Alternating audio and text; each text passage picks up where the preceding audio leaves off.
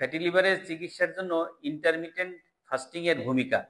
Intermittent fasting বলতে আমরা বুঝি ১৬ ঘন্টা না খেয়ে থাকা বা ১৬ ঘন্টা উপবাস থাকা আর ৮ ঘন্টা খাওয়া।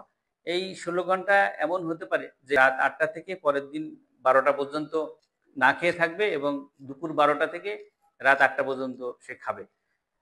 এটাকে আমরা যদি এভাবে দেখি যে অনেক মুসলমান কিন্তু রোজা রাখে। রোজাটাও কিন্তু প্রায় ১৬ ঘন্টার মতো তার ইন্টারমিটেন্ট ফাস্টিং হয়।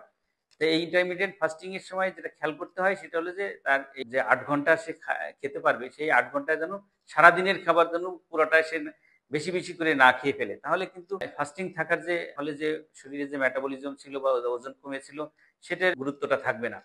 অনেকেই দেখা যাচ্ছে যে সারা মাস রোজা রাখার পরেও তার শরীরে ওজন কমে না বরং ২-১ কেজি ওজন বাড়ে।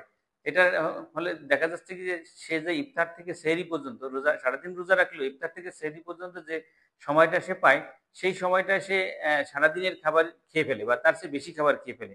হ্যাঁ? যে সারাদিন রোজা রাখতে হবে এজন্য রাত্রে, রাত্রে বেশি, বেশি করে খায়।